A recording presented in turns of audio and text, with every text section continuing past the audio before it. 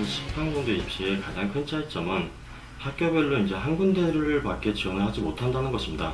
그래서 올해 입시 경향 자체를 보면 어떤 것은 경쟁률이 높은 곳이 나온 곳이 있는가 반면에 어떤 것은 경쟁률이 상당히 낮게 나온 걸로 이제 나왔는데요. 그래서 여러분들 이제 공부를 할 때 그런 학교별로 자기가 소신껏 이제 전략을 잘 세워서 정말 내가 이 학교 가고 싶은 곳에 지원을 해서 전략을 잘 짜서 공부를 하셔야 될 것입니다. 일단 공부 방법에 대해서 말씀을 드리자면요. 일단 학교 이제 요새 같은 출제 경향을 살펴보시면 이제 어떤 선행적인 내용이나 경시 쪽 부분이 이제 많이 삭제가 되고요. 이제 중학교 수준에서의 심화 응용 문제가 상당히 이제 강조가 되는데요. 그래서 일단 먼저 심화 응용이 공부를 하시려면 가장 먼저 여러분도 아시다시피 기본 원리나 정의, 개념을 완벽히 파악을 하시고 공부를 하셔야 될 것입니다. 예를 들자면 가장 대표적인 여러분들 실수 많이 하시는 게 이제 직사각형 같은 경우인데요. 직사각형의 정의가 실제로 내각의 크기가 같은 사각형을 직사각형이라고 말하는데요. 여러분들은 흔히 그냥 내각의 크기가 90도인 사각형을 직사각형의 정의라고 잘못 알고 있는데요. 내 각의 크기가 같기 때문에 같으려면 90도가 나올 수밖에 없기 때문에 직사각형의 정의가 내각의 크기가 같은 사각형인데요.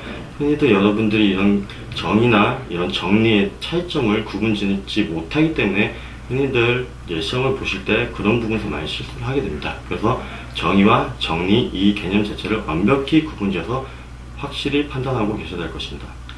두 번째로 말씀드리자면 일단 여러분들 이제 공부를 할 때 파트별로 너무 다 세분화해서 공부하는데 이제 고등학교 입시란 자체가 어떻게 보면 그 10문제 내외에서 그 여러분들의 실력을 판단하기 때문에 그 각 파트별로 세분화해서 나오진 않습니다.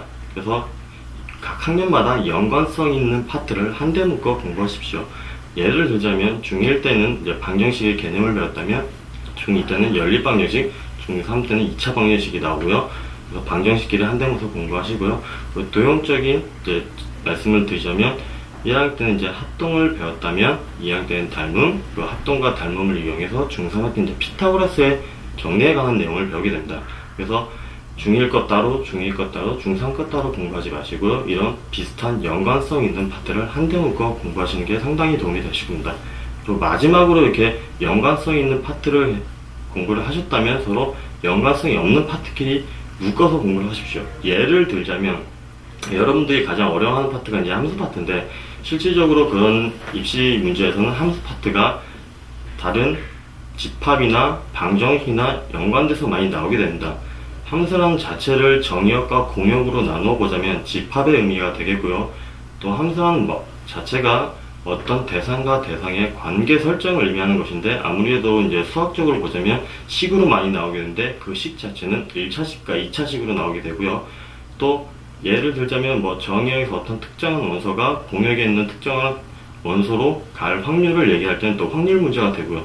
그래서 서로 이런 연관성이 없는 파트끼리도 서로 엮어서 같이 공부하시는 게 도움이 되실 겁니다.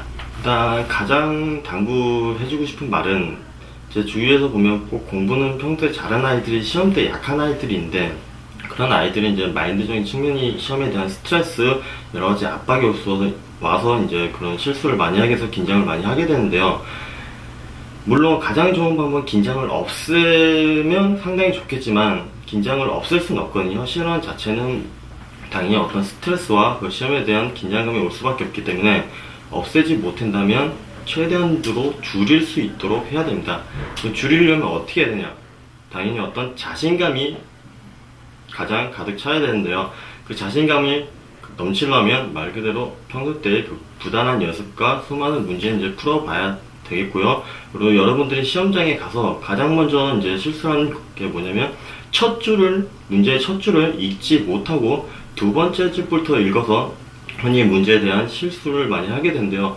첫 줄을 가만 살펴보시면 특히 대수적인 측면에서 보면 어떤 첫 줄에 X, Y는 자연수다, 정수다, 유리수다 이런 게 많이 주어지는데요. 그런 걸 이제 시험 때 이렇게 긴장해서 놓치게 되면은 이 문제는 정수에서만 따지는지 유리수에서만 따지는지 그런 거를 많이 판단을 못해서 오답을 적는 경우가 많습니다. 그래서 첫 줄을 항상 꼭 심도 있게 읽으시고요. 그런 긴장감을 없애지를 못하기 때문에 긴장감을 줄이려면 평소 때 정말 많은 문제와 그런 상황에 맞는 문제를 많이 풀어야 될 것입니다. 또 한 가지 연습 방법을 예를 들자면, 그런 만약에 자기가 그런 어떤 특정 상황에서 또 오는 긴장감이 있다면 평소 공부할 때도 어떤 시험처럼 타이머를 맞춰놓고 연습을 한다든지, 그리고 심층 면접이나 그런 부술 면접을 준비한 학생들은 그 자기가 준비한 내용을 갖고 선생님이나 부모님을 상대로 또 연습하는 방법을 연습을 많이 하면 이제 그런 긴장감을 아마 많이 줄일 수 있을 것입니다. 사교육에 의한 학부모들의 과중한 부담으로 인해서 최근 여론은 특목고에서 지필고사 등을 없애는 방안들이 많이 얘기가 되고 있습니다. 때문에 내신의 비중이 점점 강화될 것 같습니다. 내신의 비중이 강화된다고 해서 아이들을 암기식으로 해서 내신만 올인할 경우에는 이후 학습에 이제 많은 영향을 끼치게 되는데요. 중등부는 기초 이론을 배우고 고등부에서 심화된 이론을 배우기 위한 과정입니다. 지금 목전에 있는 중등부만을 생각하지 마시고 이후의 학습도 생각하셔서 부모님들은 너무 암기 위주의 학습을 하는 것은 지양해야 될 것이라고 생각됩니다.